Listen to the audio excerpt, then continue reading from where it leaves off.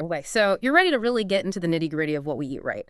Well, today we're diving deep into something that's like plastered all over food packaging and, fitness blogs, protein. It's everywhere these days. It is, but we're going way beyond just skimming the surface.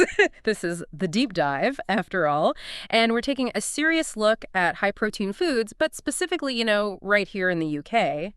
And lucky for us, we've got this incredibly detailed report to guide us, which, I gotta say, lays it all out. The official definitions, the legal stuff, the naturally protein-rich foods we've got around us, and even the kind of the sneaky ways protein gets added to the food we eat every day. So our mission here, and I think you're going to love this, is to cut through all that marketing hype, all the confusion, and give you, the listener, like a crystal clear, totally evidence-based understanding of protein in the context of, the UK. Yeah, I think a lot of people will be surprised by some of the stuff in this report. Oh, absolutely. There are some real aha moments in here, things that might just change how you look at, like, your next meal or snack. For sure. And it's interesting because, something as common as high protein, it actually has these, like, specific regulated meanings here in the UK.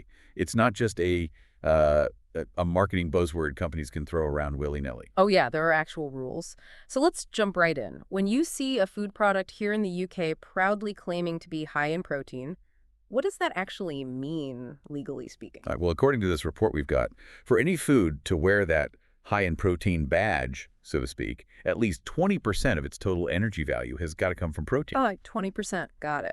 But, and this is crucial, that 20% is about the proportion of calories from protein, not simply the total grams of protein. Right, so it's not just about how many grams are in there. It's about, like, the percentage of the overall calorie. Exactly. So even if a food has, a decent chunk of protein in grams, it might not be high protein if most of its calories are coming from, fat or carbs. That makes total sense. It's like you have a massive chocolate bar, right, loaded with calories from sugar and fat, and yeah, it might have like 10 grams of protein, but... Right. It's not going to be 20% of the overall energy. Exactly. And it forces you to kind of look at the bigger picture, right? Like, where's the energy really coming from? Yeah, it's about that balance. Yeah. And you'll often see another term, source of protein. Oh, yeah, I've seen that one. So that one kicks in when at least 12% of the food's total energy value is protein. So a lower bar, but still. Still a meaningful amount of protein. Yeah. Not quite high, but it's a good source. Okay, got it. Source at 12%, high at 20%, and always based on that percentage of total energy value. Now, I remember the report also mentioned a slightly different way of looking at things when we talk about our overall diet, not just individual food. Well, absolutely. If we zoom out and look at everything you eat in a day, your whole dietary pattern, that can be considered high in protein if more than 15% of your daily calories are coming from protein. So the benchmark changes a bit depending on whether we're talking about, like, one specific food or your whole day's worth of eating. Precisely. Different lenses for different, perspectives. Are you choosing a snack or assessing your overall eating habits? Makes sense. So now that we've got those definitions nailed down, let's explore where this protein actually hides. Where do we find it naturally? And the report conveniently splits it up into two big categories, right? Animal sources and plant sources. So let's start with the animal kingdom. That's probably where most people's minds go first when they think protein, wouldn't you say? Yeah, I think that's fair. Animal products are often what pops into people's heads when they need a protein boost. And for good reason. Right, like where's the protein? Steak. Exactly. And a classic example would be grilled chicken breast. Oh, A standard 100-gram serving packs and about 32 grams of protein. Wow, that's a lot. It is. And lean grilled pork loin is right up there too, about 31.6 grams. And lean grilled beef steak, your classic steak, that's around 31 grams. So even a reasonably sized portion can give you a significant protein hit. Yeah, those numbers are pretty impressive. It makes you realize how efficiently you can get protein from those sources. And then there's, your other poultry options like turkey breast, about 26 grams per 100 grams, and even goose. Goose flesh comes in at a respectable 22.8 grams. It seems like, generally speaking, choosing leaner cuts really bumps up that protein percentage. Absolutely. By going for leaner options and trimming away any excess fat, especially on poultry, you're basically reducing the fat content and increasing the proportion of protein relative to the total calories. Gotcha. Leaner equals higher protein percentage. Exactly. And it's worth mentioning that while both red meat and white meat are great for protein, they offer slightly different nutrient profiles. Oh, right, like beyond just the protein. Yeah, so red meat is a really good source of iron, zinc, and a bunch of B vitamins, whereas poultry tends to be higher in, well, other B vitamins, plus phosphorus and selenium. Okay, so good to keep in mind. Different nutritional benefits depending on your choice. Now let's move on to, all the delicious stuff from the sea. Fish and seafood, I mean, they're key players in the protein game too, right? Oh, big time. Tuna, for instance, boasts about 26.8 grams of protein per 100 grams. Wow, tuna's up there with chicken breasts. It really is. And Mhm. salmon, which everyone loves, generally comes in between like 21 and 25 grams, depending on the type. Okay, so another great option. Absolutely. And what's really cool about fish and seafood is the sheer variety. You've got your lean white fish like cod, about 23.9 grams, and haddock, around 17.9 grams. And then you've got oily fish like mackerel, coming in at about 20.3 grams. And mackerel, of course, has that bonus of those, omega-3 fatty acids everyone's talking about. Right, the heart-healthy fats. Exactly. And the list goes on, right? Yeah. Crab has about 18.1 grams, mussels have about 17.7, and prawns are around 15.4 grams per 100 grams. So yeah, there's a huge range of protein-rich choices from the sea. It's amazing. I hadn't realized some of those were so high. Okay, now let's talk about a real breakfast favorite. Eggs. Where do they fit in? Eggs are amazing, and they're often, I think, underestimated as a source of really high-quality protein. You're looking at roughly 12.3 to 14.1 grams of protein per 100 grams of eggs. Okay, so that works out too. About 7 grams in a medium-sized egg. Not bad at all, especially for, something so easy to cook. Right. And the great thing about eggs is that they're considered a complete protein. What does that mean exactly? So a complete protein means it has all 9 essential amino acids, and in the right proportions. Those are the amino acids our bodies can't make themselves, so we have to get them from food. Okay, so eggs have the full set. Exactly. Plus, the protein in eggs is highly bioavailable. So our bodies can use it easily. Yeah, it's easily digested and absorbed. And, eggs are generally pretty affordable, too. That's a winning combo right there. Complete Well. protein, easy to use, and affordable. Hard to beat. Okay, last but not least, in our animal-derived protein lineup, we've got dairy. Now, dairy might not be the first thing that screams high protein, but some of those options really deliver, right? You'd be surprised. Certain dairy products are actually super protein dense. The champion here is probably Parmesan cheese. It packs a whopping 33.6 grams of protein per 100 grams. Parmesan. Seriously. Yeah, and cheddar cheese is up there too, ranging from 25.4 to 25.8 grams. And get this, sometimes reduced fat cheddar can actually have even more protein, like around 27.9 grams. That's interesting. So less fat, but more protein in some cases. Exactly. It's all about how the processing and the fat content, play together to influence the overall protein concentration. It really shows you that you can't just assume things. Okay, so Parmesan and cheddar are the protein stars of the cheese world. What other dairy products should we be looking out for? Well, cottage cheese is a good one. It usually has between 9.4 and 12 grams of protein per 100 grams.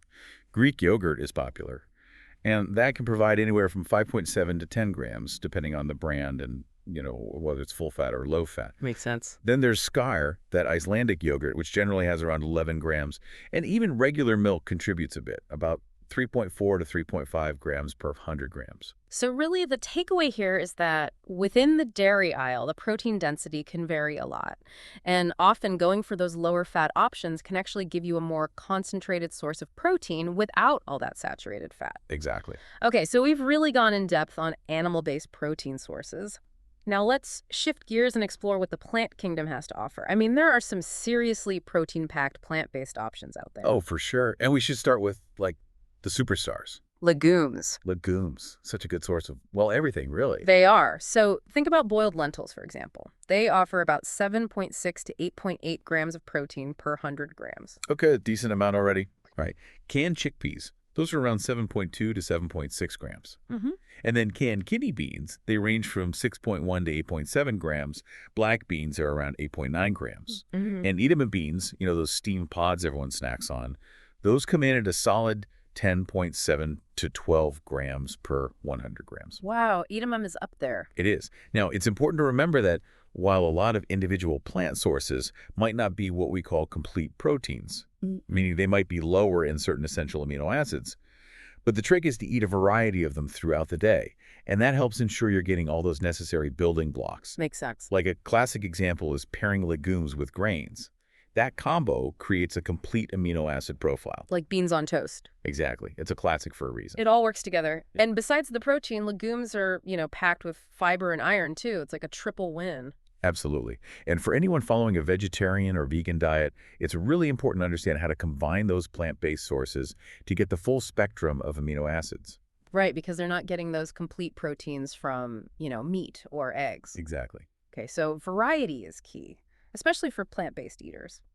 Now, another big player in the plant-based protein world is soy, right? I mean, it's everywhere these days. Soy is fantastic. It's a complete protein source, which is always a bonus when you're talking about plant-based options. So tofu has around 8 to 8.1 grams of protein per 100 grams. Okay, not bad. Right. But then tempeh, that's a fermented soy product, that one has around 19 grams. Wow, tempeh is a serious contender then. It is. And then you've got your soy milk, which offers 3.2 to 6 grams per 200 milliliters. And soy yogurt, which has about 5 grams per 125 milliliter. So because soy has all those essential amino acids in the right amounts, it's a really valuable part of so many plant-based diets. It really is a versatile ingredient. You can do so much with it. Absolutely. Okay, what about nuts and seeds? We hear so much about their healthy fats, but how do they stack up in the protein department? They're definitely up there. Almonds, for instance, give you about 21.1 grams of protein per 100 grams. Wow, almonds are surprisingly high. They are. Peanuts are even higher, at about 26 grams. Pumpkin seeds have about 7 grams per 30-gram serving, and sunflower seeds are around 6 grams for the same amount. So a decent amount in a small serving. Right. Then there's chia seeds, which are tiny but mighty. They've got about 17 grams per 100 grams. And walnuts offer about 4 grams per 30 grams. Now, it's important to be mindful of their calories, because they're high in fat. Right. Moderation is key with nuts. But the good news is they're packed with other nutrients, too, and they definitely add a noticeable protein boost to your diet. So that handful of almonds is doing a lot more than just keeping you full between meals. It's actually a decent protein source. Exactly. Okay, let's move on to grains. Now, grains aren't usually what we think of when we're looking for a protein punch. You're right, they're not the highest in protein, but they do contribute to your overall intake, especially if you eat them regularly, like cooked quinoa. That has a decent 4 to 8 grams of protein per 185 gram serving. Okay, so more than I would have thought. Right. And cooked oats, those give you around 4 grams per 40-gram serving. Cooked brown rice has about 7 grams per 185 grams. And even brown bread has around 7.9 grams per 100 grams. Yeah. So the concentration might not be as high as, say, chicken breast, but they do add up over the course of the day. It's all about the cumulative effect. Exactly. Yeah. Especially when you're choosing whole grain varieties. Right. Whole grains are always the way to go. Okay, last but not least, let's talk about vegetables. I was actually surprised to see some veggies listed as having a pretty decent protein content. Yeah, they're not your primary protein sources, but they do offer a bit, especially considering how low they are in calories. Bean sprouts, for example, can have around 10 grams of protein per 100 grams. Really? Bean sprouts? Yeah. Lentil sprouts have about 9 grams. And even common veggies like baby spinach have around 2.5 grams per 100 grams. Broccoli has about 3.6, and regular spinach has about 2.6. So they're not exactly protein powerhouses, but they definitely play a part. Right. And in the report, you'll find a really handy table, Table 1, that summarizes a lot of these naturally high-protein foods. Oh, that's helpful. So we've covered a ton of ground on naturally occurring protein. Now let's switch gears and talk about how protein gets added to foods. It seems like protein enhancement is a whole industry in itself. Oh, it absolutely is. The food industry uses a huge range of protein ingredients to, well, basically pump up the protein content of tons of different products. And those ingredients can come from both animal and plant sources. So let's break it down. What are some of the most common protein ingredients that get added to all the stuff we find in the supermarket? Well, whey protein is a major one. I've heard of that. It's basically a byproduct of cheese making, and it comes in a few different forms. The main ones are whey protein concentrate, or WPC, whey protein isolate, which is WPI, and then there's whey protein hydrolysate, or WPH. Okay, a lot of acronyms. I know, right? But the most interesting one in terms of protein content is whey protein isolate, that WPI. It can have a protein concentration of over 90%. Wow, that's pure protein. It pretty much is. And it's known for being digested and absorbed really quickly, which is why it's so popular for, after a workout. Makes sense. Your muscles need that quick protein hit. Exactly. And the different forms of whey protein vary in terms of, how much protein they have, as well as their fat and carb content. Okay, so if you're looking at those protein powders or ready-to-drink shakes, you'll often see whey protein isolate listed as the main ingredient. What other protein ingredients are commonly used? Soy protein is another big one. It comes from soybeans, as you might guess, and it's available in a few different forms too. You've got soy flour, which has about 50% protein, soy protein concentrate, which is around 70% protein, and then soy protein isolate, which is over 90% protein. So similar to whey isolate, the soy isolate is like the most refined form. Exactly. It goes through more processing to get to that high protein level. And it tends to have a more neutral flavor, which is good for adding it to different things. You don't want that strong beany taste and everything. Right. And soy protein is a complete protein too. Plus, it has some really useful functional properties in food production, like it's good for emulsification and texturizing, so it's used a lot in making meat alternatives and dairy alternatives, as well as just for general protein fortification. I've definitely noticed that there are so many soy-based products out there now. There really are. And then, of course, we have pea protein, which has become super popular, especially in the vegan market. Pea protein is everywhere these days. It is. So pea protein is usually extracted from yellow split peas, and it comes as either a concentrate or an isolate. The isolate tends to have over 80% protein. And the great thing about pea protein is that it's plant-based, it's allergen-friendly, and it's a complete protein. It ticks a lot of boxes. It does. And you'll find it in more and more vegan products like meat alternatives and dairy alternatives, as well as in protein supplements. Okay, so whey, soy, and pea protein are the big three, it sounds like. But the report mentioned a few other plant-based protein options too, right? Yeah, there are a few others gaining traction. We're seeing things like rice protein, hemp protein, mycoprotein. Mycoprotein, that's the stuff in corn, right? That's the one. And fava bean protein is starting to appear more too. It really shows how much innovation is happening in the alternative protein space. It's exciting to see so many options emerging. It is. So we've got all these protein ingredients, but how do they actually get into our food? Like, what are the main methods of protein fortification? It happens in a few ways. The most obvious one is that they're the main ingredient in, dedicated protein products. So think protein powders, protein bars, those kinds of fortified snacks. Right, that's where you expect to find them. Exactly. But increasingly, protein is being added to everyday foods too. Like you'll see it in breakfast cereals, yogurts, milk alternatives, even Things like pasta. sneaky protein. It kind of is. The idea is to just boost the nutritional profile of those everyday staples. And of course, plant-based proteins are essential for creating meat and dairy substitutes that have a similar protein content and texture to, the animal-based originals. Makes sense. You want those plant-based burgers to be just as protein-packed as the beef ones. Exactly. And it's worth noting that you can easily boost the protein content of your own meals at home, too. Like add some dry milk powder to sauces, ground almonds to your porridge, grated cheese to various dishes. So little DIY protein boosts. Exactly. Okay, so there are tons of ways to get more protein into our diets, whether it's through those dedicated products or just, smart choices at the supermarket or in our own kitchens. But what's driving this whole protein enhancement trend? Like, why is the food industry so obsessed with adding protein to everything? Well, there are a few reasons. One big one is to meet the needs of certain groups who need more protein, like athletes, for example. They need more protein to help their muscles recover and grow. Right, makes sense. And older adults often need more protein to help maintain their muscle mass as they age. And then there are people with certain health conditions that require higher protein intake. Okay, so meeting those specific needs is a big driver. Absolutely. Another factor is that protein is super satiating. Meaning? It keeps you feeling full for longer. So those protein-fortified foods are really appealing for people who are trying to manage their weight. Right, because you're less likely to, snack or overeat if you're feeling satisfied. Exactly. And of course, we can't forget that protein is absolutely essential for muscle protein synthesis, which is basically the process of building and repairing muscle tissue.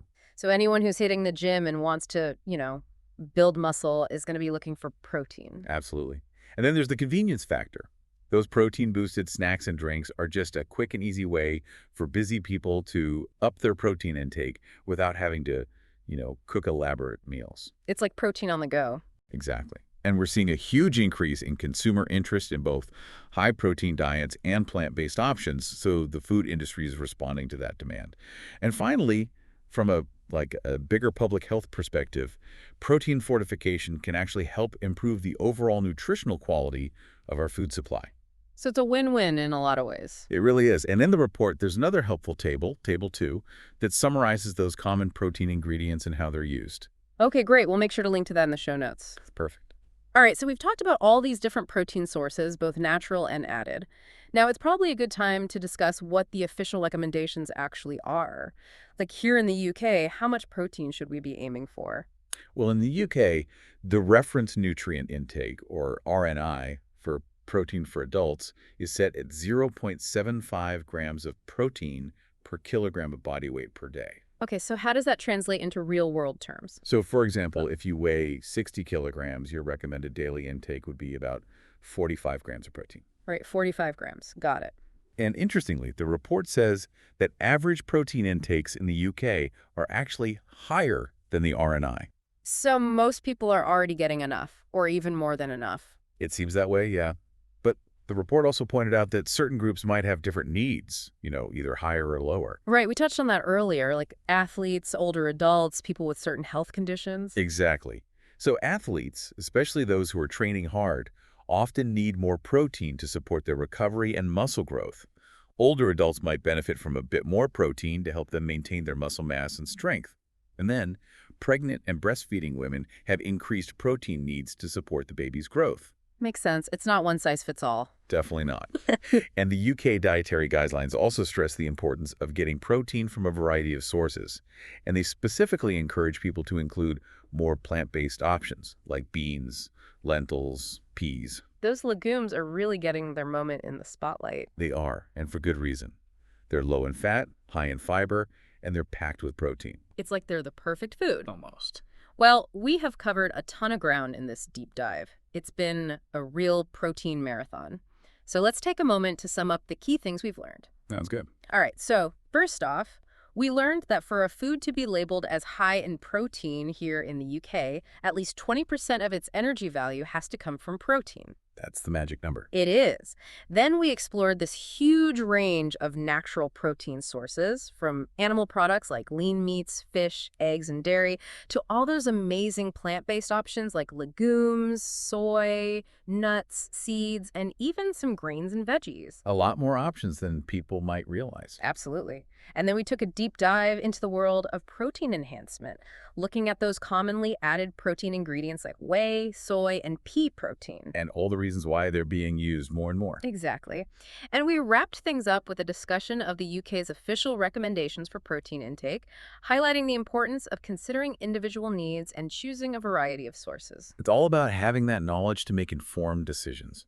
Exactly, because ultimately, understanding all these different aspects of protein, from definitions to sources to how it's added to foods, it empowers you, the listener, to make better choices about what you eat. It really does. And I think that brings us to a really interesting question for everyone listening. Think about your own diet. What are your main protein sources? Do they align with your individual needs and goals? Yeah, take a moment to reflect. Maybe this deep dive has sparked some curiosity about incorporating more plant-based proteins into your meals. Or maybe you'll start paying closer attention to the protein content of those everyday foods you grab. It's all about understanding the protein landscape and then using that knowledge to navigate your own unique nutritional journey. Well said. And that's a wrap on another deep dive. Thanks for listening. Okay, thanks, everyone.